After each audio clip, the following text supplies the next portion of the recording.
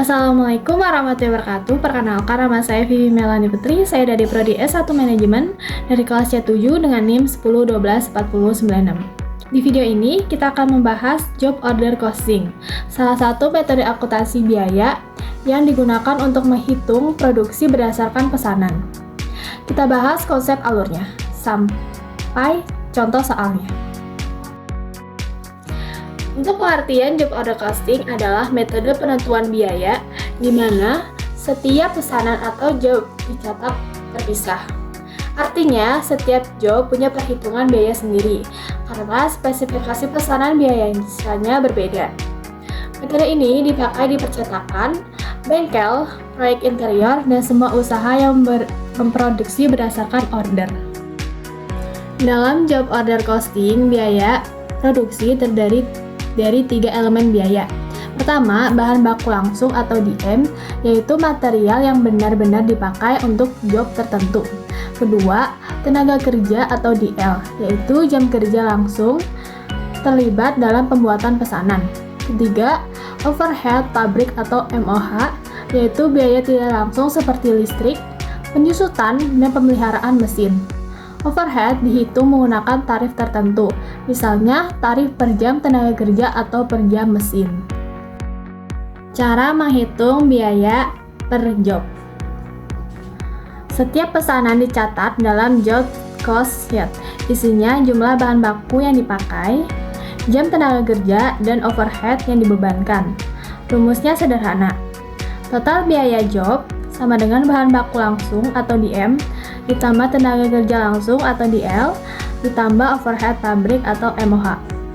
Setelah dapat total biaya, perusahaan tinggal menambahkan margin untuk menentukan harga jual. Selanjutnya, mari kita ke contoh soal. Agar pemahaman kita lebih mantap, mari kita terapkan konsep ini dalam sebuah studi kasus. Kita akan mengambil contoh PT Karya Abadi yang mengalokasikan MOH berdasarkan jam tenaga kerja langsung. Di awal tahun, PT Karya Abadi mengestimasi total MOH sebesar Rp750 juta dan total jam tenaga kerja langsung sebesar 250.000 jam. Kemudian, untuk pesanan sekitar 105. Biaya aktualnya adalah IM sebesar 120 juta dan DL sebesar 80 juta dan membutuhkan 30.000 jam tenaga kerja langsung.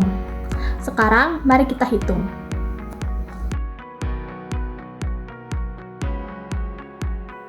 Langkah pertama, menghitung tarif MOH yang ditentukan di awal. Kita kalikan tarif Rp3.000 dengan jam tenaga kerja. Langsung aktual untuk pesanan ini yaitu 30.000 jam. Kita dapatkan MOH yang dialokasikan sebesar 90.000 juta. Langkah kedua, menghitung MOH yang dialokasikan untuk pesanan 105. Kita bagi estimasi total MOH yaitu Rp700 juta dengan estimasi total JJKL yaitu 250 jam. Hasilnya, tarif MOH adalah Rp3.000 per jam tenaga kerja langsung. Langkah ketiga, menghitung total biaya produksi. Kita cukup menjumlahkan ketiganya, yaitu DM Rp120 juta ditambah DL yaitu Rp80 juta ditambah MOH yang dialokasikan Rp90 juta. Total biaya produksi untuk pesanan 105 adalah Rp290 juta. Angka ini menjadi dasar bagi PT Karya Abadi untuk menentukan harga jual, memastikan pesanan tersebut menghasilkan profit. Kesimpulannya adalah, jadi, job order costing adalah metode untuk membantu perusahaan mengetahui biaya tiap pesanan dengan tepat. Perusahaan juga lebih mudah menentukan harga jual, mengevaluasi efisiensi produksi, dan melihat job mana yang paling menguntungkan. Jadi, itu pembahasan tentang job order costing. Semoga penjelasan dan contoh soal tadi bisa membantu kalian memahami konsepnya. Terima kasih. Apabila ada salah kata, saya ucapkan mohon maaf.